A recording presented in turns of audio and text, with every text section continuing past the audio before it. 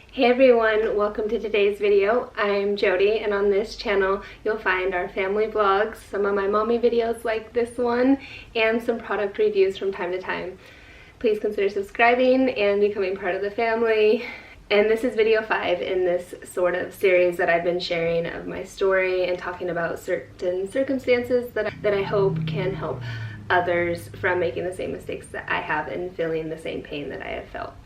I'm really excited to be to video number 5. As I've mentioned before in the other videos, there is a disclaimer for these videos that's back in the Q&A. I do want those things in that video to apply for this story and the things that I'm sharing.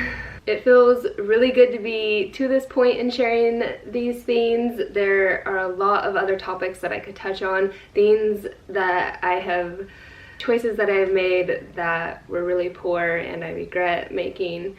But for now, I'm just going to be sharing some specific ones and maybe down the road talk about those things too. But I want to stay on track here, and I've made notes like I had for my other videos. They aren't, I admit, as organized as they could be. I'm just trying to do the best that I can with what I'm capable of doing here. And so for this video, this one's totally kind of different. I questioned if I should even be doing it, if it's a little over the top.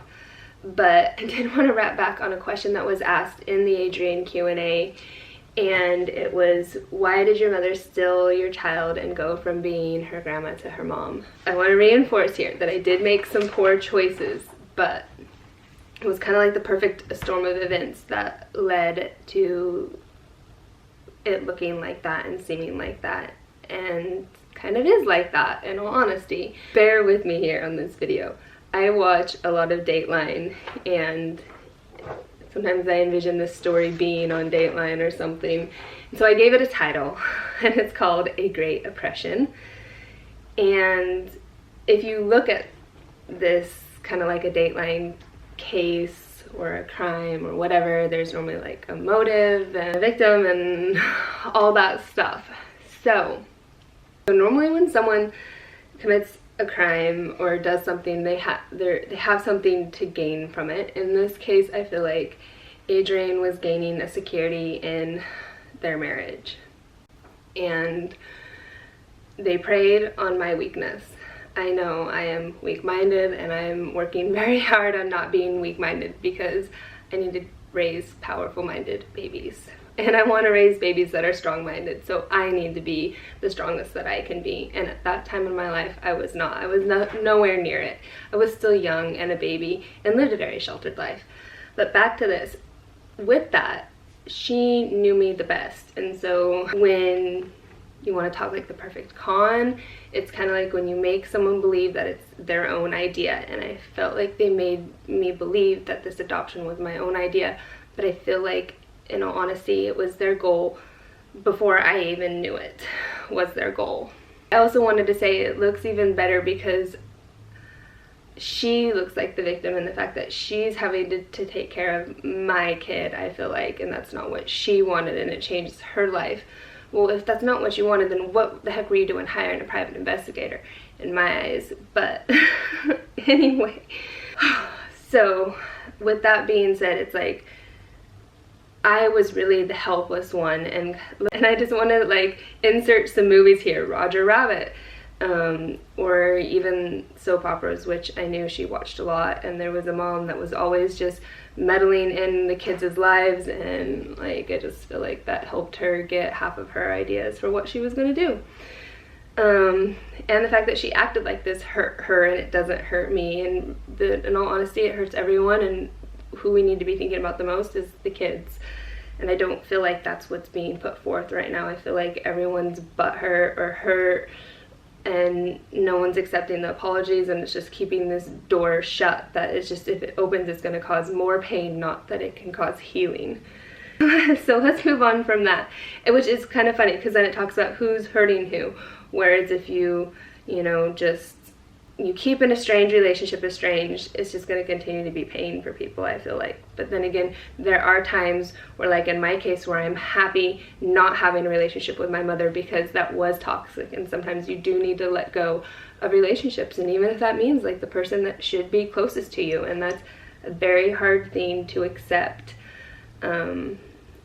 I also want to point out that if she really was some great big hero, she would have Bridget too. I feel like siblings, as I kind of started to talk about in another video, are normally pushed to be kept together, and she did not want Bridget. I think it was too much for her, and that was putting her, what was best for her and not what was best for Bridget. But if she could raise all three of us, why couldn't she help with my two kids, especially if she opened the door to letting me help. I felt like for her, my dad always wanted a fourth kid, and having Adrian kind of like was the fix for that for them.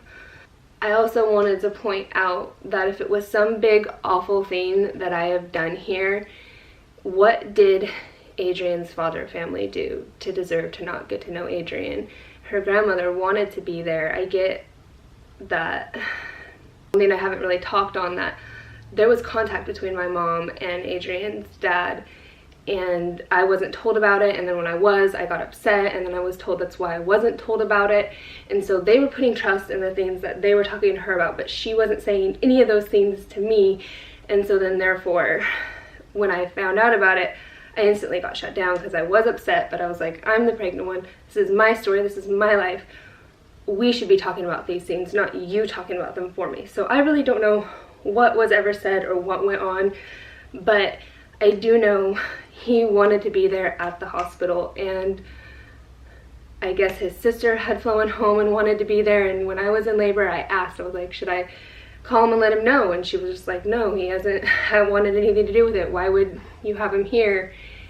And I didn't listen to my gut then, and I should have called him and let him be there, because then when I got home, I remember the day my milk had come in, I was folding clothes, and she comes to me and she says, you should probably call him and tell him that you had her. And I was like, why? I thought he didn't want to know. I would have done that at the hospital. And she goes, well, he didn't want to know. So I call him, doesn't answer. I leave a voicemail, calls me back instantly, furious. Why would you call and tell me this? Your mom already called and told me this about 2 or 3 hours ago. And I was just like, I didn't know. She told me I should try calling you. And that was kind of the blah and the end. And that really hurt me, because I feel like if he had been there, things could have possibly gone tremendously different for all of us. And that is a huge regret for me, not just listening to myself and having him be there. Which then kind of goes on to the fact that she knew that I'd struggled with my mental health and being weak and stuff from my past and with previous boyfriend and friends at school. And so to me, it was kind of like for her taking candy from a kid.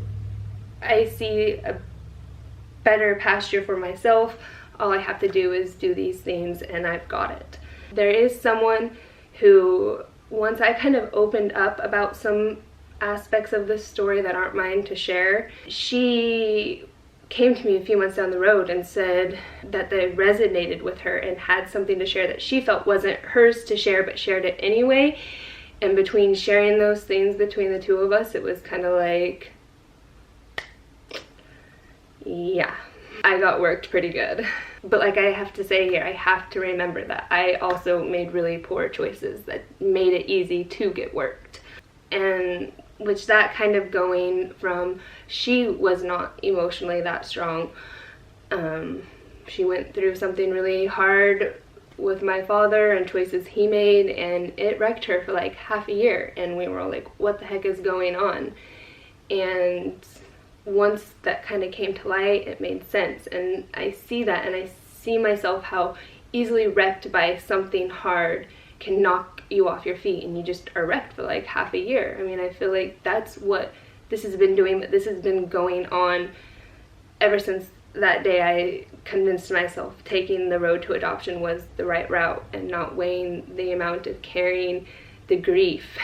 And that's why when it came to that 10 steps in, 100 miles out, they make it sound so like you're doing the best thing. But in all honesty, how is just taking your kid's identity from them from the day they're born the right thing? And granted, I had Adrian until she was 4.5. Well, 3.5 to 4.5 was, you know, kind of split, but still. It is so important for a child, for people to grow up knowing all their family, because it helps them understand who they are. And that's the scariest thing for me, is knowing that she's not even getting to know her dad's side of the family. and she has a long road ahead of her, and I just hope that I can be in the best place that I can be to help her and make finding herself easier. Again, I don't even know what to speak or to say. This isn't really all of my place to speak. But I also need to talk about is how I feel like they knew if I had no support system that I would fail, and they just helped kind of rack that out from underneath my feet with telling no one in my family to help there and be for me, so then that I truly would hit that low point and be forced to make a decision, therefore hand her over in some way to them, and then they can walk away from me. This is something that has really haunted me, but from the first moment I met my caseworker, in that 5 minutes, she told me she was there to see to it that I would never have the happy little family that I wanted. I also wanted to point out is, when you're looking at this, why would someone pick someone up when they're part of the reason that person fell down? You know, you have something to gain from punching that person and knocking them out. You're going to walk away. You're not going to stand there and lift them a hand and help them back up. And that's what I want to say is, my mom was, I felt like, helping punch me down, giving me these block after block to hit, instead of helping nurture that relationship between the two of us. She did do some things that were like that, but she was convinced, or according to someone else that was helping in the process, said that nothing would ever break that bond between Adrian and I. Well, it's broken now. There's a lot to be said in the fact that I felt completely abandoned. And the reason I am not dead in a ditch is because I am somewhat smart, I feel like. Someone did, a complete stranger, lend out a hand and helped me back up, which reminds me that there are good people in life, and you really never know where that one person that's gonna help you along the way gonna show up. And sometimes they show up when it's needed the most, even if it feels like it was too late. And what's even crazier is once you realize how you should be treated in life, people that are gonna love you unconditionally, you start to realize how poorly those who weren't loving you unconditionally, and how people can treat people how they're not supposed to be treated, and they don't know any better. And just remember, you do deserve better. You deserve the best, no matter who you are.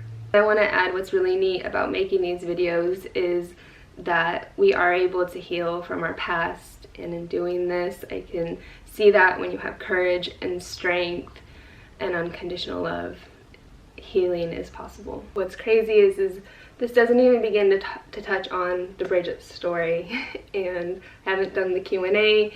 I'm gonna have to get questions from you guys, so for now, this is it. And when the Q&A for Bridget is ready to go, I'll have it ready to go. If it brings up some other stuff to create other videos, I will. If not, it'll all be in that Q&A. I want to thank you guys for listening. If you think any of this stuff can help someone, please be sure to share it with them.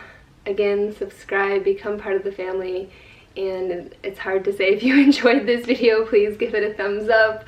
So I just want to encourage a comment below. Share your thoughts. I'd love to hear them. And I'll see you in my next video. Bye. Moments come.